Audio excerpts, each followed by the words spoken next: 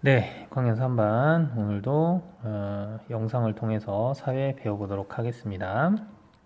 선생님이 찍었었는데요. 지금 하다 오류가 나서 다시 찍는 거라서 조금 여기가 지저분합니다. 이해해 주세요. 자, 우리 1단원 조선사회의 새로운 움직임이라는 단원을 다 배웠고요. 이제 2단원 근대국가 수립을 위한 노력과 민족운동 단원입니다. 네, 우리가 1단원은 조선 후기에 관한 내용이었는데 역시 이제 조선 후기에서 일제 강점기까지의 내용이라고 보시면 됩니다. 자, 그러면 어떤 단원들이 나와 있는지 잠깐 살펴볼게요. 네, 2단원은요, 이런 내용이 나옵니다. 네. 자, 근대국가 수립을 위한 노력과 민족운동인데요. 총 4개의 단원이고요. 조선의 개항, 자주 독립국가의 선포, 나라를 지키기 위한 노력, 나라를 되찾기 위한 노력에 대해서 나옵니다. 자, 시기로 따지면요, 약 한 1850년에서 1940년, 한 90년 정도의 역사를 담고 있고요. 기간은 짧지만 굉장히 많은 내용을 담고 있고요. 역사를 배우는 친구들이 굉장히 어려워하는 단원입니다. 여러분이 잘 이해가 안 되면 영상의 내용을 2번, 3번씩 보고 내용을 더 이해했으면 좋겠어요. 자, 그러면 우리 첫 번째 조선의 개항에 대해서 배울 건데요. 자, 개항이라는 건 뭐냐면요, 다른 나라와 교류를 한다라는 거예요. 쉽게 말하면 무역이라고 보시면 됩니다. 네, 조선이란 나라가 서양이나 일본이란 나라와 어떻게 해서 개항이라는 걸 하게 됐는지 그 배경과 과정이 나와 있는 단원이라고 생각하시면 되겠고요. 먼저 첫 번째로 우리는 뭐 하냐면 이번 주제는요, 서양 세력, 뭐 미국이나 뭐 프랑스, 영국 같은 이 서양 세력이 조선이라고는 우리나라와 통상하기 위해서, 통상은 개항이랑 비슷한 말이죠. 무역입니다. 무역하기 위해서 어떤 일을 벌였냐라는 거예요. 네, 무역하기 위해서. 그리고 그 일에 대해서 조선은 어떻게 대응했냐를 배워볼 거예요. 자, 그러면요, 서양 세력이 통상하는 거에 앞서서 이 시대적 상황을 우리가 알아야 돼요. 이 시기에 우리나라는 어떤 상황이었는지를 먼저 보도록 할게요. 이 당시 19세기 조선이에요. 그러니까 1805년도에서 1900년 사이인데요. 보통 1850년 이후 이 정도 상황인데요. 자, 이때 우리 조선은 어땠냐? 어려움을 겪었어요. 어떤 어려움을 겪었냐? 안팎으로 좀 어려웠는데요. 일단 안으로는 세도 정치가 여전히 계속 남아 있었습니다. 세도 정치. 그리고 이 세도 정치로 인해서 농민들의 봉기가 여전히 크고 작게 일어나던 시기. 그죠? 우린 이거 배웠으니까요. 그리고 밖에서는 어땠냐? 서양과 일본 세력이 위협을 하기 시작합니다. 왜? 개항을 하라고. 통상을 하자고 서양과 일본 세력이 계속 위협을 하던 시기예요. 그래서 항상 그 이항선이 일본과 중국, 우리나라 주변을 어슬렁어슬렁 돌아다니는데요. 이 이항선이라는 배는 어떤 배냐면 조선의 배와 다르게 특이한 모양을 한 서양의 배라고 보시면 됩니다. 우리 아마 영화에서 많이 여러분 본 사람도 있을 건데요. 서양의 배. 이렇게 생긴 배들 있죠? 이게 바로 이항선이라고 하는 배들이었어요. 우리는 그냥 서양 배라고 지금 읽지만 옛날 이 당시에는 이거를 이항선이라고 얘기했죠. 왜? 그 뜻은, 이항선이라는 배의 뜻은 조선의 배와 다르게 특이한 모양을 한 서양의 배라는 뜻을 가지고 있어요. 이항선이. 그러니까 이항선이 자주 출무를 하면서 우리나라한테 통상을 요구하던 그런 시기였단 말이죠.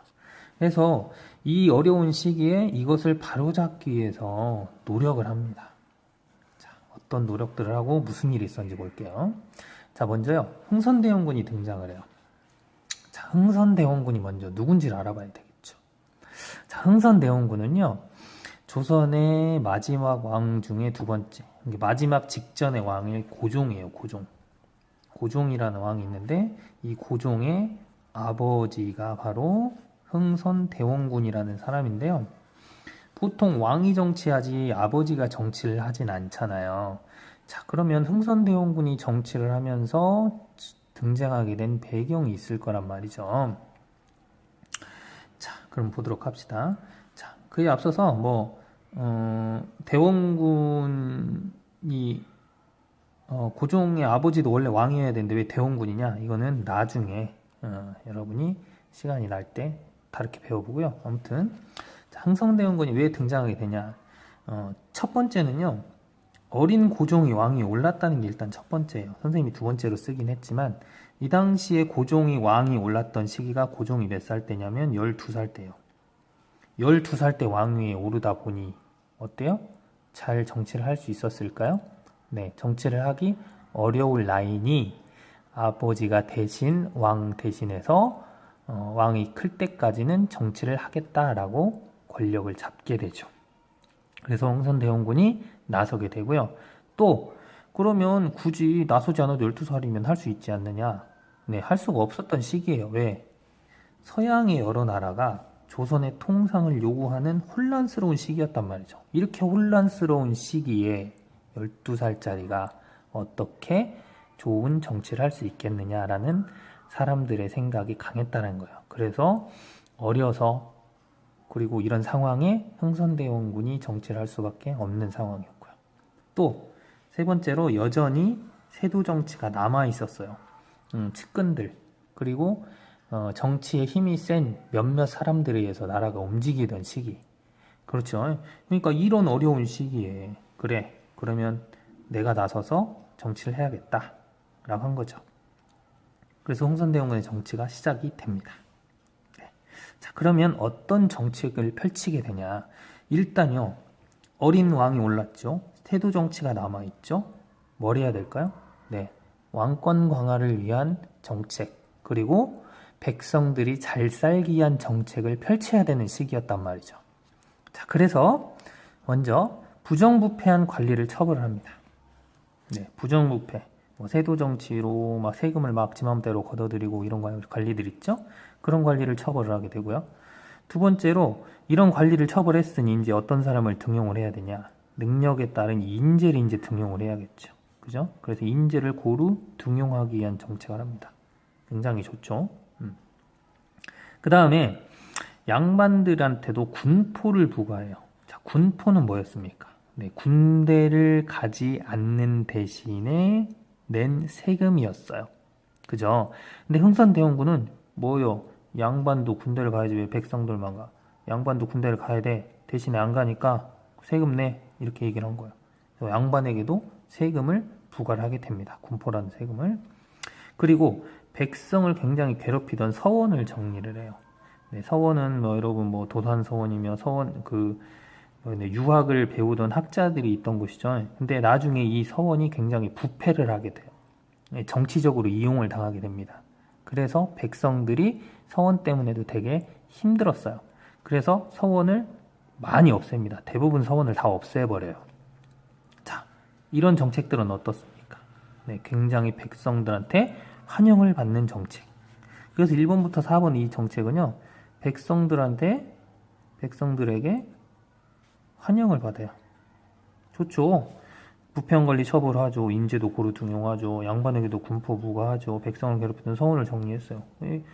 왕권이 강화됨과 동시에 백성들한테도 굉장히 인정받는 정책을 펼치죠.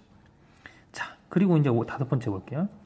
임진왜란 때 불탔던 경복궁을 다시 지어요. 예, 경복궁이 불타서 어디에 있어요? 네, 창덕궁으로 가 있었잖아요. 근데 임진왜란 때 불탔던 경복궁을 다시 지으려고 합니다. 다시 경복궁으로 돌아가려고. 그래서 왕권을 강화하기 위한 정책이라고 보시면 돼요. 그런데 문제가 발생을 해요. 자, 경복궁을 다시 지으려니까 돈이 많이 들어요. 그래서 나라에서 돈을 발행을 합니다. 당백전이라는 돈을 발행을 해요. 돈을 발행을 하니까 물가가 올라요. 그래서 백성들이 살기 어려워집니다.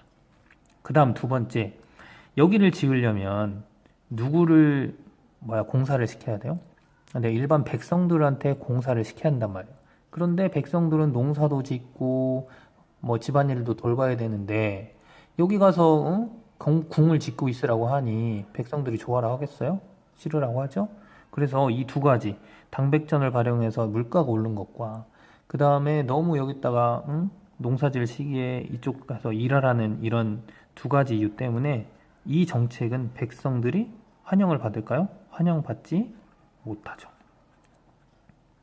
예, 이거는 백성들한테는 굉장히 지탄을 받았던, 이런 걸 왜 해가지고 우리를 힘들게 하느냐, 이렇게 힘들어했던 정책 중에 하나입니다.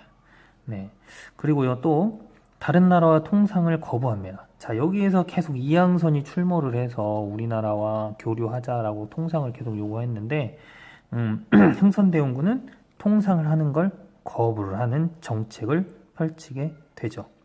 자, 그랬던 결정적인 이유가 있어요. 자, 통상을 거부하게 된 여러 이유들이 있는데요. 자, 그러면 통상을 거부하면서 있었던 일이 어떤 일이 있는지 볼게요. 자, 크게 그 두 가지의 사건이 발생을 합니다. 바로 병인양요라는 사건과 신미양요라는 두 가지 사건이 일어나면서 흥선대원군이 서양과는 절대로 교류하지 않겠다는 마음을 갖게 되죠. 자, 먼저요, 병인양요라는 일이 생기게 돼요. 1866년도가 병인년이 되겠고요. 양은 서양이라는 뜻을 가지고 있습니다. 네, 그 다음에 요 양요는 서양과의 뭐라고 했냐, 전쟁이라고 해야 되나요? 네, 병인년에 일어났던 서양과의 일, 이렇게 생각하시면 돼요. 자, 그럼 무슨 일이 발생을 하냐? 일단 원인이 있어요. 자, 이 당시에 천주교 서학이라고 하는 천주교가 들어왔단 말이에요. 천주교는 어때요? 예, 양반들하고 그 조선 그 정치를 하던 사람들이 반대를 했던 거예요. 왜? 인간 평등 사상을 내세웠기 때문에 유교 질서가 무너졌기 때문입니다. 자, 그래서 굉장히 천주교를 믿는 사람들이 죽임도 많이 당하고 처형을 많이 당해요. 네, 이때도 이런 일이 발생을 해요. 프랑스 선교사를 비롯한 천주교도 처형한 사건이 발생을 합니다. 네, 프랑스 선교사도 죽고 이걸 믿던 천교조들도 굉장히 많은 사람들이 죽임을 당하게 돼요. 자, 그러니까 이거를 빌미로 해서 어떻게 하냐? 프랑스의 배가 강화도로 침략을 하게 됩니다. 이게 바로 병인양요예요. 네. 이 1866년도에 프랑스 배가 강화도를 공격한 사건, 이게 병인양요라고 보시면 돼요.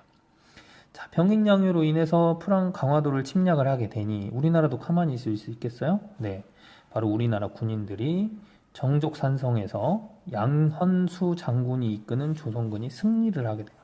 네, 병인양요에는 양현수 장군이에요. 양헌수. 자, 조선이 승리를 하게 되니 결과로, 네, 과정과에서 이제 결과로요, 조선이 승리를 했는데요, 문제가 발생을 하죠. 얘네들이 후퇴를 하면서 어떻게 하냐? 각종 문화재를 불태워요.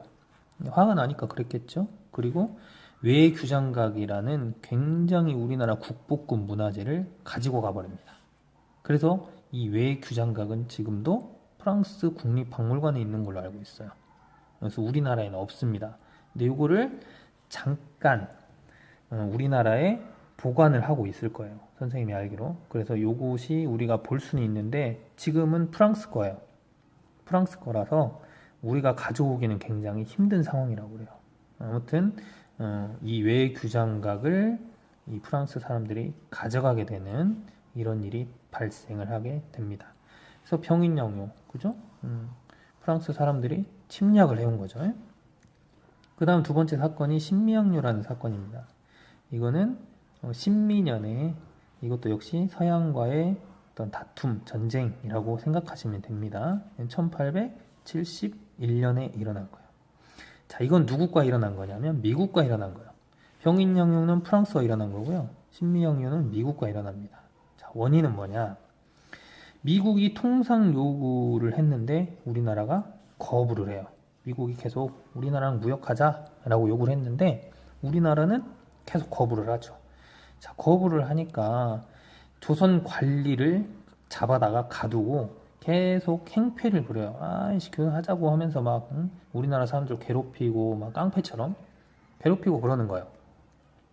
그러니까 이제 우리나라 사람들이 열받잖아요. 아니, 조선 관리 가도 계속 우리나라 건들고 때리고 괴롭히고 잡아가고 막 이러는 거야, 미국 사람들이. 그러니까 화가 나니까 어때요? 화가 난 그 조선 사람들이 미국의 배를 불태워 버려요. 이 제너럴 셔먼호라는 배가 있어요. 이 배를 불태워 버립니다. 그러니까 이제 이거를 구실로 자기네 배를 불태웠다 이거죠. 이거 짜증나죠. 아니 자기네는 관리 가두고 행패를 부리면서 우리가 그것 때문에 배를 불태웠다고 공격을 해옵니다. 그래서 이때도 역시 어디를 공격해오냐? 강화도를 침략을 해와요. 과정을 보시면. 그래서 신미년에 미국에서 강화도를 침략한 사건이 바로 신미양요라는 사건이라고 보시면 됩니다. 자, 그러면 우리나라가 또 이겼어요, 졌어요? 네, 이겼어요. 네, 이때도 지진 않았습니다. 이때는 어제연 장군이 이끄는 조선군이 끝까지 저항해서 승리를 하게 되고요. 결국 미국의 후퇴를 하게 된 사건이 바로 신미양요라는 사건이 되겠습니다. 자, 이 두 사건으로 인해서요, 이제 흥선대원군이 어땠겠어요? 네, 이 두 차례의 침략으로 인해서 흥선대원군이 어때요?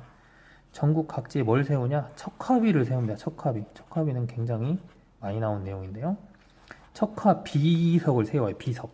전국 각지에 비석을 세우는 거죠. 이런 비석들을 막 세워요. 전국 각지에. 비석을 세워가지고 그 내용은 뭐였냐? 서양과는 절대 교류하지 않겠다는 내용이 담겨져 있습니다. 우리는 서양과 절대 교류하지 않겠어 라는 그런 내용이 담겨있는 그런 비석을 전국 각지에 세우면서 절대 서양과는 교류하지 말자라는 그런 뜻을 굳건히 하게 된 계기가 바로 이 병인양요와 신미양요라는 사건이 되겠습니다.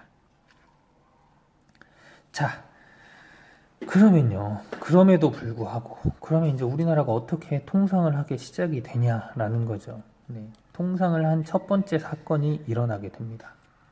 그게 바로 윤요호 사건이라는 건데요. 자, 윤요호 사건으로 인해서 우리나라가 처음으로 일본과 통상을 하게 되죠. 자, 그럼 어떤 내용인지 한번 볼게요.